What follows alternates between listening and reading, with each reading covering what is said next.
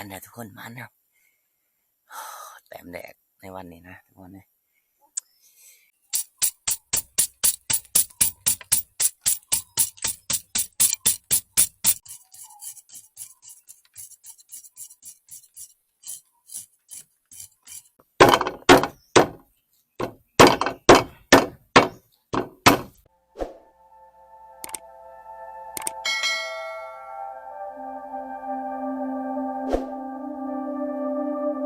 สบายดีทุกคนสบายดีตอนเที่ยงนะก็คือมื้อนี้เป็นมื้อที่4ของเฮาเข้าป่านะทุกคนที่แรกว่าสิกลับมื้อนี้ทุกคนเลยอยู่เบิ่งอีกก่อนคืนหนึ่งนะหาว่ามานเนาะถ้าเฮากลับกับบ่มานอีหยังมื้อนี้เพราะว่าเฮาไปนั่งมื้อคืนนี่มินก็เข้ามาอยู่4ตัวนะแต่ว่ามันบ่เข้ามาไกลในผ่านมันโค้งออกไปทางใหม่ก็คือมื้อนี้เฮาก็สิมานั่งน้องน้ำคือเก่าทุกคนเนาะมาพกนกหนูปูปีกหรือว่าไก่ปอไก่ปลาหรือว่าเป็นคือฟังเพาะทุกคนเลยทุกสิ่งทุกอย่างที่มันดงน้ำนะมาพกมันเก่าที่ในผ่านพกมือวานนี่ถ้าปังพอนกับบ่ไหลมือวานทุกคนเลยบางที่อากาศมันร้อนแนวนี่มูกะลงมาก็มีทุกคน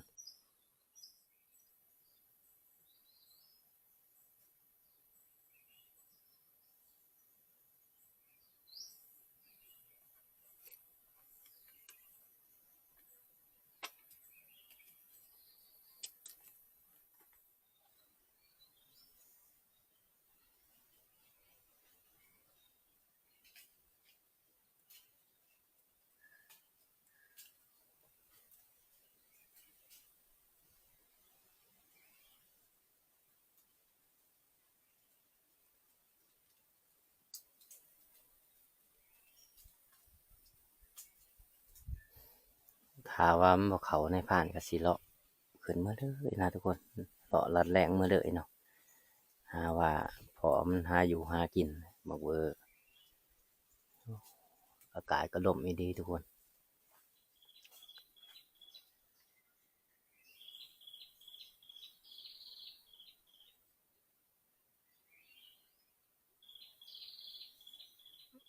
ทีมงานเขายิงอะไรอยู่พ่น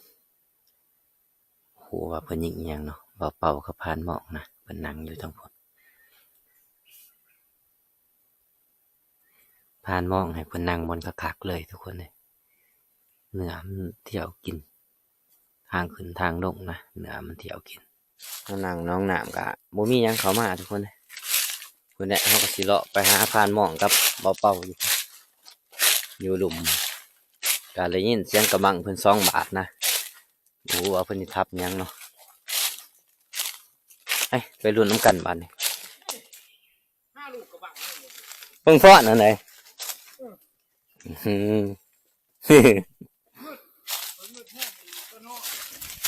เข้าไป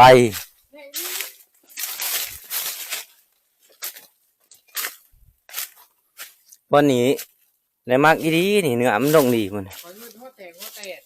ใช่จะยิ่งอยู่ใช่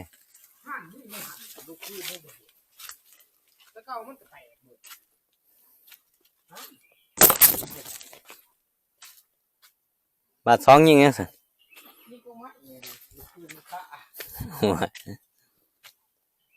นี่บ่มาเด็ดเฮ้ยนี่คนจะในพระเบื้องที่ห้อยมันนี่ห้อยนี่ไม่ใช่ห้อยนึก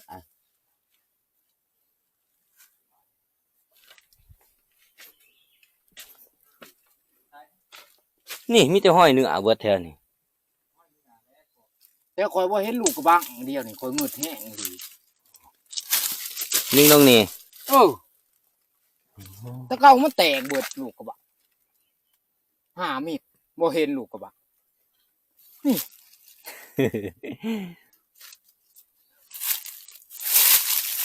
แต่เก่ามันก็มุนเบิดแต่ว่ามันถือหินเตือนมาจากในผ่านบ่แม่น้ำโอ้ลงเด็ดหนะใหม่ๆเลยทุกคนหนาเนี่ยติดไม่ต่อมันก็สีตอนกลางเว้นทุกคนเลย มันเดาะหากินมันดิ่มตะพังนะ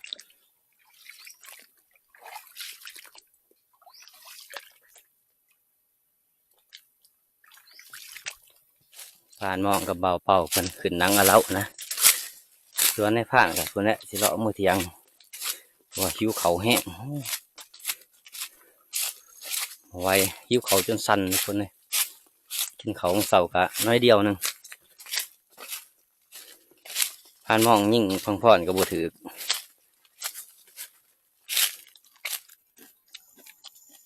คือเก่าเก่าเฮาโอ้ยบ่จักไรว่าเลยเขาจีแจวหนึ่งถ้าเมียในผ้าหมอตามไห้คือที่กินแต่กับเกลือบาทหนึ่งเอิญเอฟซีก็สิอยากน้ำอยู่ว่าแจวเนี่ยมากินข้าวน้องงานเอง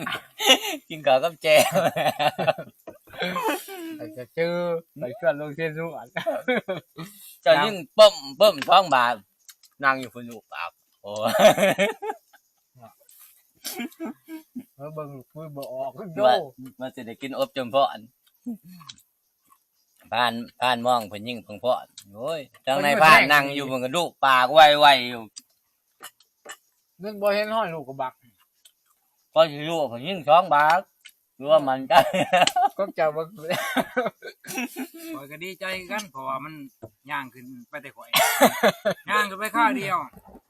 น้อยหนึ่งนี่ยินจะ บัดนี่ยัดบัดจองใครมือจะยังทางปักบ่ลงปักเบิ่งนะมันบ่ลงไปทางอยู่กับดิน ยังบ่ลงปีนขึ้นต้นไม้อีกยิ่งจะต้นไม้ตับมันนี่ ปีนไปทางบ้านดอก ดังจากเจ้ายิ่งท้องบาทแล้วเพิ่นน่ะยินแล้วห้อง กินแล้วผิวเอาวะ เพราะว่าบ้านม่วงผิวอะไร ฟังกักๆเป็นแล้วโอ้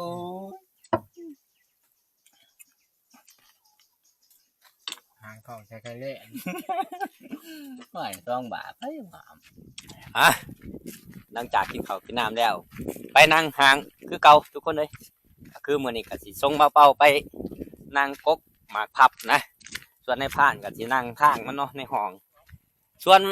ผ่านม่องเพิ่นก็สินั่งน้องน้ำบนเฮานั่งคืนนี่ ไปปลามิ้น เพิ่นสิไปปราบมิ้นเพิ่นว่าเด้ในผ่านมาหาในผ่านคืนนี่มันอยู่ไกลโพดทุกคนเด้บ่ยิงมันอย่ามันดาบมันยิงก็บ่ถือก็มันไกลคือว่ามื้อนี้เป็นคืนสุดท้ายแล้วทุกคนเลยโอ้จักมาหากินวันนี้เจ็บหัวขนาดนั่งในอูก็จนบ่ติดอยากไล่บอกเวอปีนขึ้นปีนลงปีนขึ้นปีนลงอยู่ในอูนี่จักอยากให้มันมามันก็บ่มาจักเทื่อ รักจะเป็นอีกแน่นอน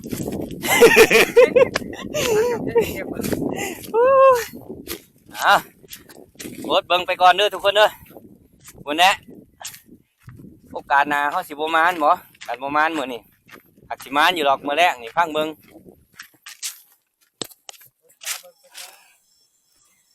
โอ้ก็สิเบื่อไหนทุกคนเลย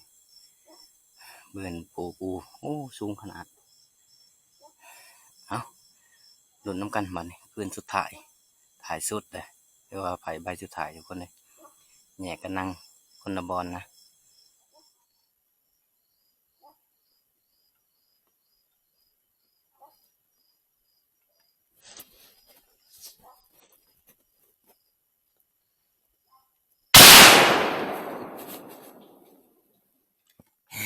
มาเนี่ยทุกคนมาเนี่ยแต้มแดกในวันนี้นะทุกคนเลยโดนทุกคน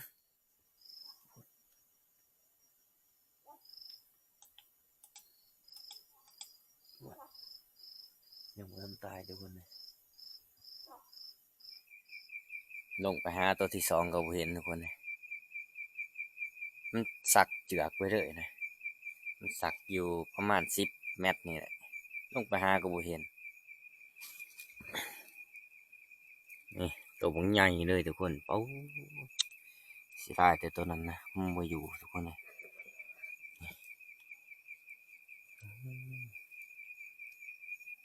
ตัวที่สองมาอยู่ต้องใส่ถือกหลาดในผ่านคิดว่ามันแหลวแล้วตัวที่สอง ไปได้ซื่อ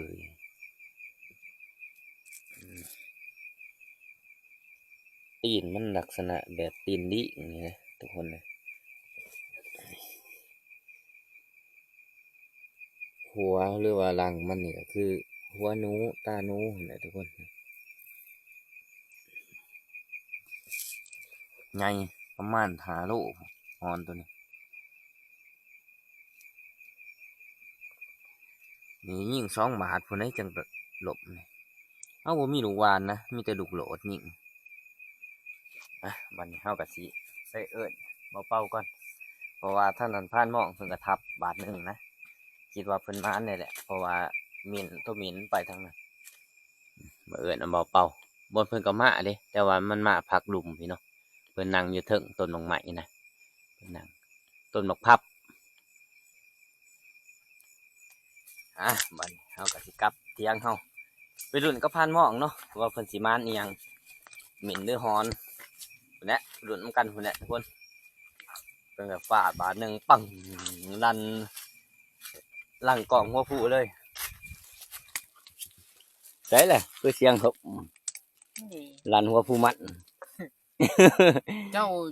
มันแลนไปจังไดเจ้าคือหาบ่ครับผมข่อยก็ยังไปไกล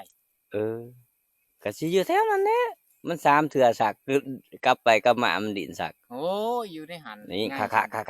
ะยกไปหาก็บ่เห็นในห้องนั่นแหละมันเขาอันน่ะมันไม่แดงโอ้ โอ้ยบอกเลยว่ามี ฮ้อนเนาะ มีแต่ฮอน โอ้เพิ่นก็มานได้นี่ฮ้อนนี่เพิ่นมานแต้มหนึงผ่านหมอง ตัวน้อย โอ้คือสิน้อยใหญ่บัดนี้ เนื้อนี่เนาะพวกเจ้าใหญ่กู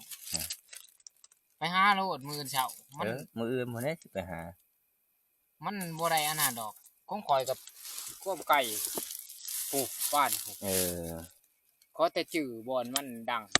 ชื่อหั่นแหละ แล้วก็ บ่ กิน มันน่ะ เฮานำกินมันไป หักถือกิ้วกินถือว่ายังมีดุนอีกตัวหนึ่งทุกคนเลยมืออื่นเขาจะสิไปหามัน นี่ดุนให้ไปเอาดุน เอาหาบ่เห็นนะถือว่าในค่ำคืนนี่2 แต้มทุกคนเลยนี่ของพานหมอกนี่ก็ได้อยู่ประมาณ3 โลนะส่วนของในพานนี่5 โลบ่อยู่เลยทุกคนเลยใหญ่โอ้ยห่างกระดิ่งทุกคน บัดนี้เขามาหอเที่ยงนะเขาก็สิพักผ่อนก่อนมื้ออื่นเสาร์จังว่ากันใหม่ทุกคนเลยโอ้เขียดลายดีเนาะถ้าว่ามีแนวใส่เขียดนะในผ่านจับเขียดนั่นน่ะเนาะเขียดเงาบ่เขียดหยังลายดี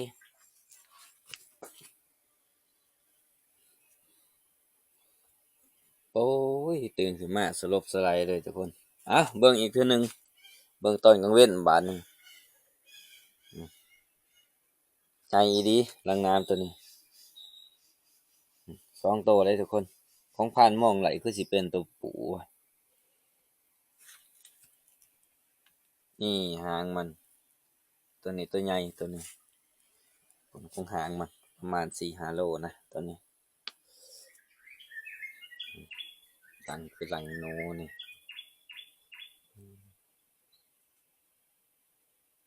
ถือว่าเฮาก็หาช่วยหน้าช่วยตาก่อนบาทนี่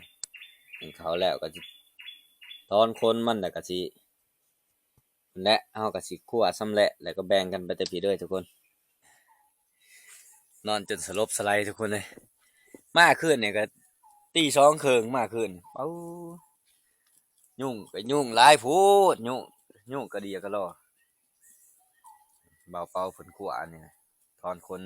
ฮอนน่ะบัดนี้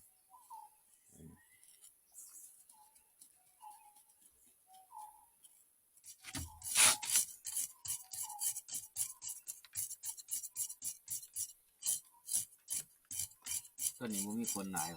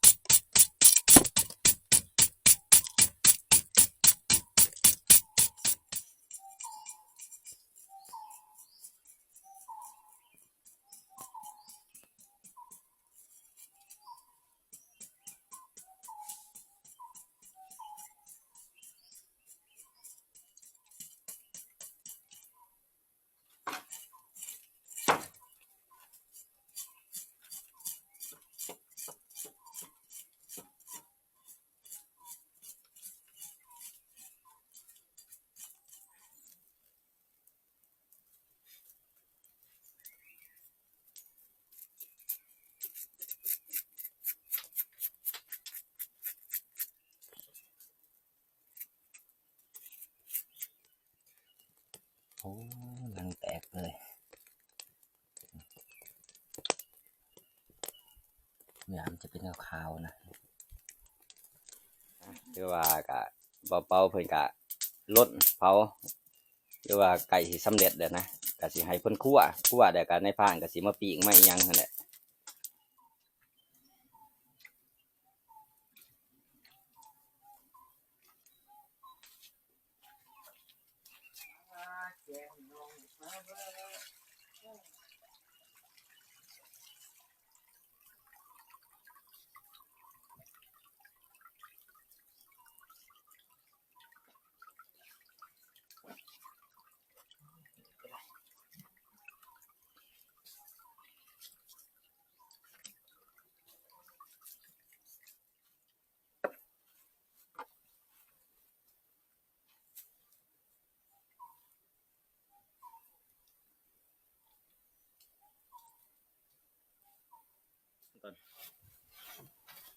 เหยียบนี่ปวดขนาดเด้อนี่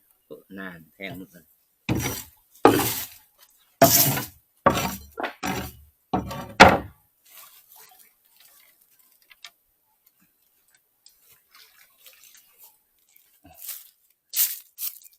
กลัวน้ำอีกได้ทุกคนเลยมาเหยียบปวดขนาดได้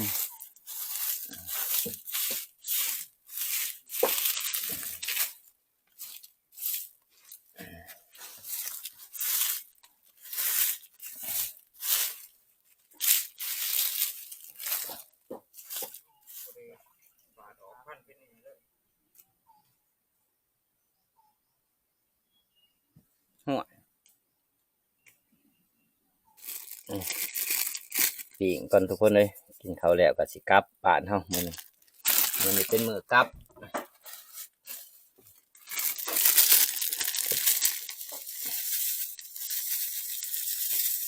ก็แต่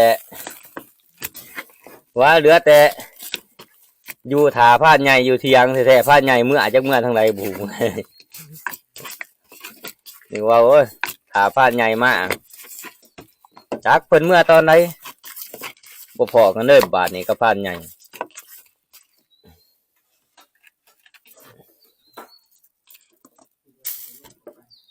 คิดว่าถาพาดใหญ่อยู่เทียงว่าลงพร้อมกันอันจะบ่ไปโทรว่านนี่ก็บ่ฮู้สำได้ว่าละมื้อเดี๋ยวก่อนนี่นะเอาใหม่ตัวนี้ใช่มันจะกะ ใช่ บ่ใช่เพราะนี่ใหม่แข็ง ใช่โอ้นี่ก็สุกเลยนะครับ ๆถูกป่ะ ดีเป็นดีเนาะเอามาอีกเด้อเถียวหนาเด้อโอ้ผิดคักอีดีกับพี่เจ้านั่งกับว่าอะไรอย่างเนาะแต่คือนั่งคือว่าอุ่นขึ้น โอ้ยคอยนั่งหันแจ้งมาเลย เพราะว่าบางไงโอ้กินหมาอันนั้นเบิดคือสอดเจ๊โอ้แบบตกลงมาเลยเถอะ ดอกไม้ว่ากิน ข้าวหนึ่งผูกเพราะว่าบ่บางไงกับบางเนาะบัดเขาก็ให้เบาเป่ากลัวคือเก่าทุกคนเลยผ่านใหม่เฮาขึ้นนี่ลังน้ำแลนเพิ่นนั่งอยู่เทิงแต่ว่ามันแลนอยู่จ่ายดุมนะเพิ่นก็คั่วไก่สิแล้วเลยแหละตัวก็หลายเติบเลยลังน้ำ2ตัวลังน้ำหน่อยตัวในผ้ายิ่งตัวหนึ่งหาบ่เห็นจักไปทางไหนมันสักตาย2-3 เถื่อมันสักกลับไปกลับมา พักได้ แม่นแน่ไหมเอามาปลาเตี๋ยวไล่กะมีแต่ว่ามือกับจังมานทุกคนเลยตัวอะไรอาหารดีมือกับมาสุดก่อนกะอะไรอาหารดีรอบกับมาเตี๋ยวนี้ก็อาหารดีรอบกับคือเก่าเอา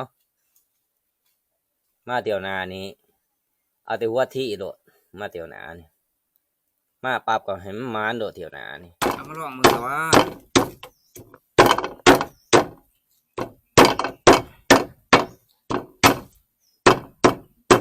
ครับตอนนี้นี่ลูกเอาข้างใต้เหลือก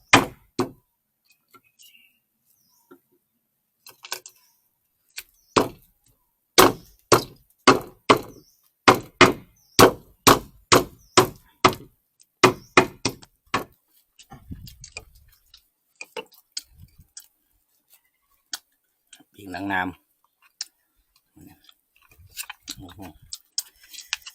มาทุกคนกินข้าวน้ำกันนี่แหละคืนสุดท้ายเฮากับมาดังน้ำหน่อย2 โต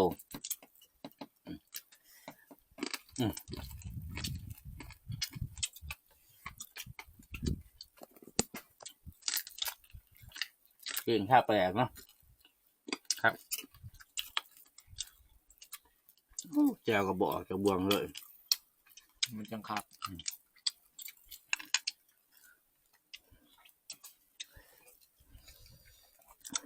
หิวมาโดนต้องกินให้มันคุ้มค่ามีแต่กินแจ่วกับลวกปลาแต่ละมื้อ คอยมักมันได้ดังน้ำ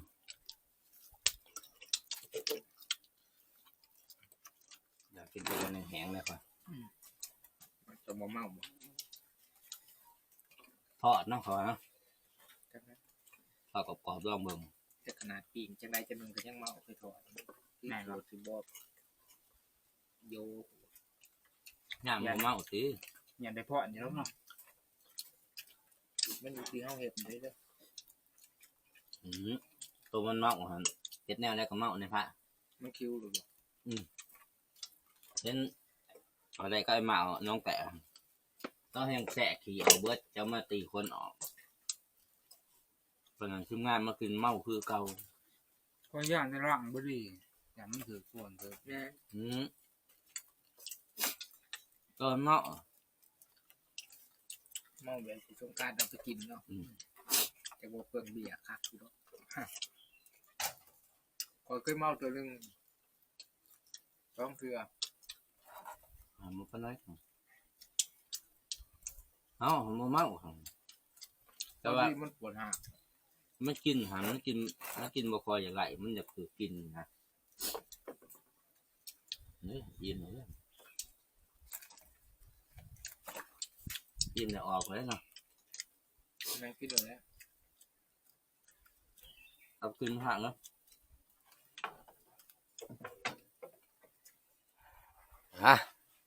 หลังจากเขากินข้าวกินน้ำแล้วเขาก็สิมาแบ่งเนื้อต่อทุกคนเลยเนาะเพราะว่าเขาสิฟ้าวกลับมื้อนี้ถ้าเขากลับสวยแล้วมันจะแหล่ทุกคนเนื้อเขาก็บ่หลวงบ่หลายหรอกนี่มัน2 โตนะแต่ว่าโตที่3หันบ่ได้ไปนับทุกคนเลย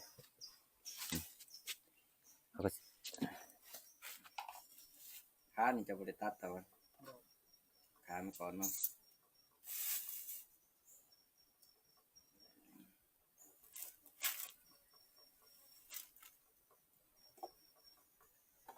มันเคาะไม่ใช่วะ ว่ามันโอ้พอผ่านหมองทับหมิ่นได้คือ โอ้ยคอย ด้านเบิดหรือว่าภูมิโอ้ คอยหันบ่แม่นดอกมินพวกเจ้าอ่ะนะ ฮอน อีมีแต่ฮอน ก็มันขอมากขอก็บ่เห็น แต่ นะ ว่ามันมารอบสุดท้าย มันได้ยิน นะคอยก็บ่ฮ้อนรอบสุดท้ายเขามาทางขางเบื้องนะ มีแต่มันแลนมาทั้งกูเลย ทางไหน กูมันแลนมาจากมีแต่ฮอนบ่แม่นนี่ อะไรมันเขามารอบสุดท้ายหากมาทางนั้นคอยแน่เมืองเขาก็ฮ้อน ถ้าว่ามันตื่นนี่เสียงติ๊งติ๊งติ๊งติ๊งติ๊งมันก็ดังคือหอกมินเลยอีนี่เนาะคือคนติดรถไถแต่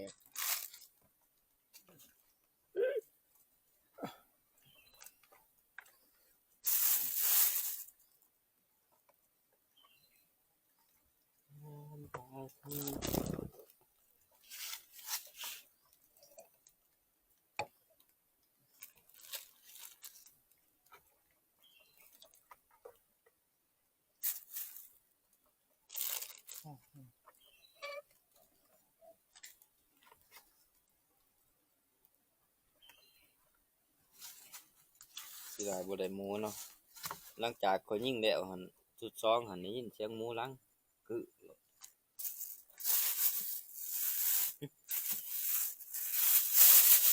โอ้ได้เติบได้นี่ในผ้า โอ้ยแต่ว่าคอยพาเจ้าไปนำตัวพ่อนะไปนำมันขั้วแล้วแล้วผมก็อยากไปแล้วผ่านเห็ดดี สักตาย3มันสักนะ โอ้ยมันตายอยู่เลยแต่คงก่อยมันยังนะ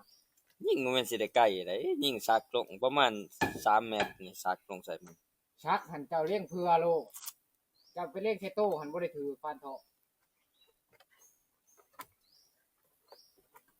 เอาเลี้ยงแค่โต กันลังน้ำใหญ่คือขอเห็ดหนองบัวเรือน่ะมันตัวใหญ่เด้จะใส่อันนี้กันลังคนโลด นั่งมันนี่ก็เป็นแผ่นออม แม่นแล้ว ลักๆเลยพายักแซ่บหันเจ้าย่าง บัดนี้เขาก็แบ่งกันเป็นทีเรียบร้อยแล้วบัดนี้ทุกคนเลยนี่กะเชื่อว่าฮ้อน2ตัวนี่ก็อะไรผู้หนึ่งหลายเติบเลยประมาณ2 โลผู้นะผู้หนึ่งถ้าได้3นี่ยังได้กว่านี้ทุกคนนี่แหละคนงานเฮามาจะคืนวะ3 คืนเนาะ3 คืน 4 มื้อเฮาก็สิได้มานฮ้อน2ตัวนี่แหละเพราะได้เมื่อสู่ลูกสู่เมียทุกคนเลยแต่ว่าเมียในพานก็บ่ค่อยมักปานใดหรอกเว้าเรื่องครอบครัวในพานนี่คือว่าเป็นหนูเป็นฮ้อนเป็นแนวนี้บ่ค่อยมักกินนะบัดนี้เฮาก็สิหากาเกียมกลับบ้านเฮาทุกคนบ่ให้เลือดมันบ่ให้ย่างมันย่อยใส่เครื่องได้หมูมาแต่ละเทื่อโอ้เบิ่งย่างนะเป็นมดกดมดก่อยโอ้เป็นสิย่างหอดอีเนาะเฮาเนาะเนาจากหอดหลาย พอดีแหละอ่อน ๆเนาก็เนานะ เป็นเชื้อเด้อลงไปอ่ะ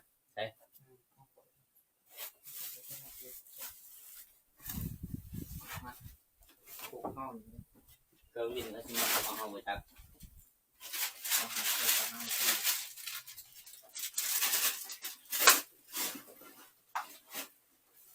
เดี๋ยวคุกกับเขาบอกไป